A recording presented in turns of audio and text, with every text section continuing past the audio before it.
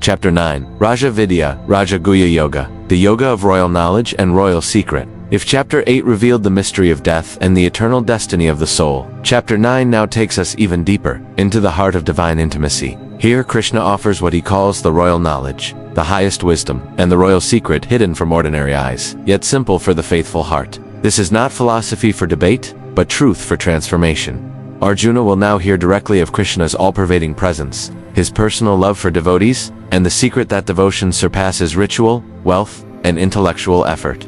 Psychology calls this the unveiling of ultimate meaning, when the deepest truths become personal and alive. Neuroscience suggests that love and surrender awaken regions of joy and unity that pure reasoning never touches. Logic illustrates, a king may own riches, but the crown jewel is intimacy with the heart of the king himself. Thus begins Chapter 9, the revelation of divine love, where Krishna opens his heart and shows that the simplest offering of devotion outweighs the grandest sacrifices. In verse 1, Krishna begins with a voice of deep assurance. O Arjuna, because you are free from envy, I shall now impart to you this most secret wisdom and realization, knowing which you shall be liberated from suffering. Here Krishna makes it clear, not everyone can receive this knowledge. It is not about intelligence or ritual qualifications. It is about purity of heart. Arjuna, free from jealousy and resentment, is open to truth.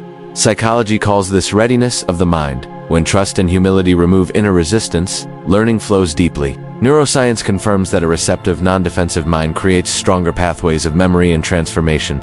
Logic shows, even the best medicine heals only if the patient is willing to take it with faith. In verse 2, Krishna declares the majesty of this teaching. This knowledge is the king of sciences, the king of secrets. It is the purest. It gives direct realization, it is righteous, and it is everlasting. This is the Raja Vidya, the royal knowledge, and the Raja Guhya, the royal secret. It is not hidden by force, but hidden by simplicity. Most overlook it because they search for complexity, yet it is direct and transformative. Psychology sees this as the paradox of wisdom. The most powerful truths are often the simplest, but ego resists simplicity. Neuroscience suggests that practices of devotion and meditation light up networks of joy and unity more directly than intellectual analysis. Logic reminds us, sunlight is available to all, but only those who step outside feel its warmth. In verse 3, Krishna contrasts faith and doubt. Those who have no faith in this knowledge do not attain me. They remain caught in the cycle of birth and death. Here, Krishna is not condemning but clarifying. Faith is not blind belief, but trust in truth lived out. Without faith, the door to realization remains closed. Psychology explains that without trust, the mind sabotages its own growth. Neuroscience shows that doubt activates fear circuits, blocking higher states of consciousness. Logic proves, if one never plants the seed, no tree will grow. Thus, in these opening verses, Krishna sets the tone. The supreme wisdom is now being revealed. Pure, transformative, simple, eternal, available only to the heart that listens with faith. In verse 4, Krishna declares his all-pervading presence. This entire universe is pervaded by me in my unmanifest form. All beings exist in me, but I am not confined within them. Here lies a profound truth. Krishna is everywhere, yet he is not limited to what we see. The cosmos rests in him, yet he is beyond the cosmos. Psychology sees this as transcendence. The self that witnesses all experiences, yet is untouched by them. Neuroscience reflects that awareness pervades every thought and sensation, yet remains distinct from them. Logic illustrates, air fills every vessel, but no single vessel can contain the whole sky. In verse 5, Krishna deepens the mystery, and yet, beings do not dwell in me. Behold, my divine yoga. I support all beings and sustain them, but I am not bound by them. This is the paradox of the divine. All beings live in him, yet he is free. He sustains existence, yet remains beyond attachment. Psychology interprets this as detachment with love, to care without being entangled. Neuroscience parallels it with the brain's executive function, overseeing countless processes without being lost in any one of them. Logic proves, the ocean holds all waves, but no single wave can claim the ocean. In verse 6, Krishna gives a powerful analogy. As the mighty wind blows everywhere, yet always rests in the sky, so do all beings exist in me. This paints the picture beautifully.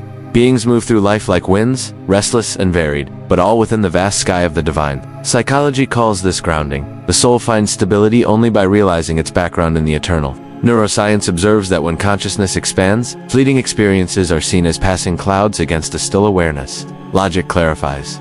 Winds may shift directions endlessly, but the sky remains vast, unshaken, and Thus, Krishna shows Arjuna the paradox of divine immanence and transcendence. Everything exists in him, yet he is never limited by anything.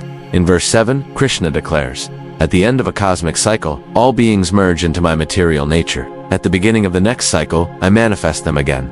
Here he reveals the grand rhythm of creation, birth, dissolution, and rebirth, not only for individuals, but for the universe itself. Psychology compares this to cycles of rest and renewal within human life, sleep and waking, endings and beginnings. Neuroscience reminds us that even brain cells follow rhythms of activity and silence, mirroring cosmic patterns. Logic proves a seed dies into the soil, only to rise again as a tree. In verse 8, he continues, "Again and again, I project all beings into existence by my energy, in accordance with their karmic nature. This shows creation is not random. Souls take form according to their karma, the law of cause and effect. Psychology interprets this as habit and conditioning. Actions create patterns that shape the future. Neuroscience explains that repeated thoughts and behaviors wire the brain, setting pathways for what comes next. Logic makes it clear. A farmer harvests what he plants, not something else." In verse 9, Krishna reveals his transcendence. "All these actions do not bind me. O Arjuna, I remain detached and neutral, as if not involved. Though he sustains the vast drama of creation, Krishna is untouched by it, just as the sun shines on all, yet is never tainted by the objects it illumines." Psychology sees this as the art of action without attachment, engaging fully, but not enslaved by outcome. Neuroscience observes that mindful awareness can engage with experiences without being entangled by them. Logic illustrates a mirror reflects countless images, yet remains stainless. In verse 10, Krishna discloses the divine mechanism. "Under my supervision, material nature brings forth the universe of moving and unmoving beings. This is the source of all creation." Here Krishna reveals the balance of power. Prakriti, nature, acts, but only under his guidance. He is the overseer, the conductor of the cosmic orchestra. Psychology parallels this with the conscious will directing the unconscious forces of the mind. Neuroscience reflects how higher executive functions regulate automatic processes in the body. Logic clarifies. Instruments may produce sound, but only under the direction of a musician do they create music. Thus, Krishna teaches Arjuna, creation, dissolution, and rebirth are all guided by the supreme, eternal, impartial, and beyond bondage. In verse 11, Krishna speaks of the misunderstanding of the ignorant. "Fools deride me when I descend in human form. They do not recognize my higher nature as the Lord of all beings." Here, Krishna reveals a painful truth. Many see only the outer form and dismiss the divine within. Psychology calls this superficial perception, judging by appearances without deeper insight. Neuroscience shows how the brain often fixates on the visible and neglects the unseen reality. Logic makes it clear. Mistaking the sun's reflection in water for the real sun is a failure of vision. In verse 12, he explains the result of such ignorance. Bewildered, such persons chase after demonic, false, and vain hopes, actions, and knowledge. Without recognition of the eternal, their pursuits are temporary and often destructive. Psychology interprets this as misdirected desire, leading to frustration and emptiness. Neuroscience points out that chasing short-term rewards overstimulates the brain's pleasure circuits, causing imbalance. Logic shows. A man digging for water in dry sand wastes effort, while a well nearby remains unused. In verse 13, Krishna contrasts this with the great souls, but the Motame's great souls are under the protection of my divine nature. They worship me with a single mind, knowing me as the imperishable source of all beings. This is devotion rooted in wisdom, recognizing the divine in all, and surrendering fully. Psychology sees this as the highest integration. When the fragmented self aligns with ultimate meaning, neuroscience observes that devotion and meditation harmonize the brain, creating coherence and peace. Logic proves, when the river recognizes its source, it flows naturally into the ocean.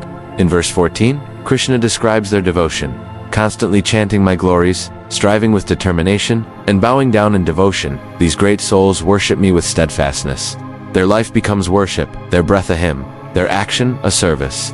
Psychology calls this flow, where every act is absorbed in the higher purpose. Neuroscience shows that repetition of devotion and chanting reshapes neural pathways toward calmness and resilience. Logic illustrates. A wheel spins endlessly only because it remains fixed to its center. In verse 15, Krishna adds, others, performing the sacrifice of knowledge, worship me as one and as many, in diverse forms everywhere. Some see Krishna as the one reality behind all diversity, while others approach him through the many forms of gods, nature, or cosmic principles. Yet all paths converge into him. Psychology recognizes this as pluralistic spirituality, different symbols guiding the same inner truth. Neuroscience observes that diverse practices activate different circuits of the brain, yet all can lead to transcendence. Logic confirms. Whether rivers take winding or straight paths, all merge in the ocean. Thus, Krishna shows Arjuna the ignorant dismiss the divine, but the wise embrace him in love, devotion, and knowledge, each path leading closer to the eternal. In verse 16, Krishna declares, I am the ritual, I am the sacrifice, I am the offering to the ancestors, the healing herb, and the sacred hymn. I am the ghee, the fire, and the act of offering itself. Here Krishna identifies himself with every aspect of worship, the doer, the deed, and the fruit. Nothing is outside him. Psychology calls this unification of subject and object, dissolving duality in experience. Neuroscience notes that states of deep meditation blur the sense of separation between self and action. Logic proves, when the clay is the source, pot and potter both belong to clay. In verse 17, he continues, I am the father of this universe, the mother, the sustainer, and the grandsire. I am the object of knowledge, the purifier, the syllable Om, and also the Vedas. Krishna is not confined to gender, form, or role. He is fatherly guide, motherly nurturer, and eternal wisdom itself. Psychology sees this as the archetype of the cosmic parent, the source of safety and growth. Neuroscience shows that feelings of connection to a higher protective force calm the brain's fear centers. Logic illustrates, the root of a tree gives rise to branches, flowers, and fruits, yet remains one. In verse 18, Krishna reveals his all-encompassing presence. I am the goal, the sustainer, the master, the witness, the abode, the refuge, the friend. I am creation and dissolution, the foundation, the resting place, and the eternal seed. Every relationship, goal, guide, friend, and refuge ultimately leads to him. Psychology interprets this as the inner search for meaning, fulfilled when anchored in the eternal. Neuroscience reflects how trust and surrender activate brain circuits of safety and joy. Logic confirms, a wheel may have many spokes, but all connect to the single hub. In verse 19, Krishna concludes this section. I give heat, I withhold and release the rain. I am immortality and death. I am being and non-being alike. He is the balance of opposites, creation and destruction, life and death, presence and absence, all held in his being. Psychology calls this the union of opposites, wholeness through acceptance of all. Neuroscience suggests that embracing impermanence reduces fear and anxiety about change. Logic makes it clear, the same ocean produces calm waves and storms, yet remains the same water. Thus Krishna reveals his cosmic intimacy. He is not distant, but present in every ritual, every role, every force of life and death. In verse 20, Krishna explains, those who are devoted to the gods, who perform sacrifices and drink soma, purified of sin, they go to the heavens of Indra and enjoy the pleasures of the tiles. Here Krishna acknowledges the Vedic path. Ritual, sacrifice, and worship of deities bring celestial rewards. Psychology interprets this as goal-directed behavior. Effort brings proportional results. Neuroscience shows that reward-driven actions activate the brain's pleasure circuits, motivating further action. Logic illustrates, planting seasonal crops brings seasonal fruits, but nothing permanent. In verse 21, he adds, having enjoyed the vast heavenly pleasures, when their merit is exhausted, they return to the mortal world. Thus, seekers of enjoyment, following Vedic rites, come and go. Heavenly rewards are temporary. Once merit fades, the cycle of rebirth resumes. Psychology calls this the hedonic treadmill. Pleasures fade, and the cycle restarts. Neuroscience explains that the brain adapts to pleasure quickly, reducing its lasting effect. Logic proves, a lamp burns only as long as the oil lasts. In verse 22, Krishna reveals a higher path. But those who worship me with exclusive devotion, meditating constantly, I carry what they lack and preserve what they have. This verse shines as the heart of chapter 9, the promise of divine care. Krishna himself takes responsibility for his devotees. Psychology sees this as the power of trust and surrender, reducing anxiety and building resilience. Neuroscience shows that loving devotion strengthens neural circuits of peace, security, and joy. Logic demonstrates, when a child clings to the mother naturally provides all needs. In verse 23, Krishna clarifies, even those who, with faith, worship other gods, they too worship me alone, though not in the proper way. Here he shows inclusiveness. All worship leads to him, but devotion with full understanding brings the highest fruit. Psychology calls this projection forms vary, but the inner longing is the same. Neuroscience affirms that faith in any form alters consciousness, but depth matters. Logic illustrates, many rivers flow, but all reach the ocean. In verse 24, Krishna explains further, I am the enjoyer and Lord of all sacrifices, but they who do not know my true nature fall back. Worship without awareness of the Supreme remains limited. Psychology likens this to effort without clarity of purpose. Neuroscience notes that attention shapes outcome. Misplaced focus limits growth. Logic proves, a traveler without a map may walk far but never reach the destination. In verse 25, Krishna concludes, worshippers of gods go to the gods. Ancestor worshippers go to the ancestors. Worshippers of spirits go to spirits. But my devotees come to me. This seals the distinction. Devotion to other powers brings relative results, but devotion to Krishna brings union with the eternal. Psychology sees this as aligning with the highest object of devotion. Neuroscience reflects that deepest transformation occurs when consciousness anchors in the eternal. Logic illustrates, paths may lead to villages, towns, or cities, but only one road reaches the capital. Thus, Krishna contrasts temporary rewards with eternal devotion, teaching that love for him alone grants liberation. In verse 26, Krishna declares a timeless truth. Whoever offers to me with love a leaf, a flower, a fruit, or water, I accept it, offered with devotion by the purified. This is the royal secret of devotion. It is not wealth or grandeur that pleases him, but the sincerity of the heart. Psychology recognizes this as intention over appearance. True value lies in inner meaning, not outer form. Neuroscience shows that gratitude and love, even in simple acts, light up reward centers and promote deep well-being. Logic illustrates. A thirsty traveler values a drop of water given with love more than a feast without care. In verse 27, Krishna expands. Whatever you do, whatever you eat, whatever you offer or give, whatever austerity you perform, O Arjuna, do it as an offering to me. Here Krishna transforms life itself into worship. Every act, from eating to working, becomes sacred when dedicated to him. Psychology calls this reframing, turning ordinary routines into meaningful expressions of devotion. Neuroscience affirms that mindful dedication rewires the brain, turning stress into calm focus. Logic proves, if every drop flows into the river inevitably reaches the ocean. In verse 28, Krishna assures, thus shall you be freed from the bonds of karma, of good and evil results. With mind united in renunciation, you will be liberated and come to me. Devotion sanctifies action, dissolving the binding results of karma. Psychology sees this as freedom from guilt and pride, acting without ego. Neuroscience observes that non-attachment reduces mental burden, enhancing resilience. Logic demonstrates, when fire consumes both fragrant and foul, it remains pure flame. In verse 29, Krishna reveals his equal vision. I am the same to all beings. None is hateful to me, none is dear. But those who worship me with devotion are in me, and I am in them. Though impartial, Krishna responds to devotion with intimacy. Love creates union. Psychology reflects this as the principle of reciprocity. Love awakens love. Neuroscience shows that relationships of trust and devotion deepen brain circuits of bonding. Logic illustrates. Sunlight falls on all, but a flower that turns toward it blooms in return. Thus Krishna teaches, devotion sanctifies even the simplest act, liberates from karma, and unites the soul with the divine. In verse 30, Krishna makes one of his most compassionate declarations. Even if the most sinful person worships me with unwavering devotion, he must be considered righteous, for he has rightly resolved. Here, Krishna reveals the transforming power of devotion. No matter the past, sincere turning toward him purifies the soul. Psychology calls this redemption, the healing of identity through love and faith. Neuroscience shows that new focus and belief can rewire even the most damaged patterns in the brain. Logic illustrates. When a dark room is open to the sun, the light does not ask how long the darkness has been there. It simply shines it away. In verse 31, Krishna reassures, soon he becomes righteous and attains lasting peace. O son of Kunti, declare it boldly. My devotee never perishes. This is Krishna's guarantee. Devotion leads to safety, protection, and peace.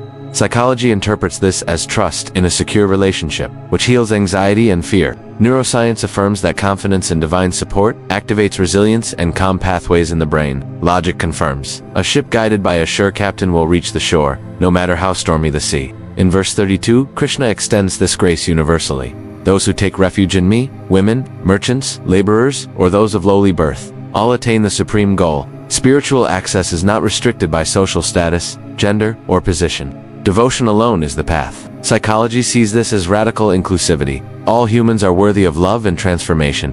Neuroscience highlights that the brain's capacity for devotion and transcendence is universal. Logic shows, rain falls on every field. The harvest depends only on the seed within.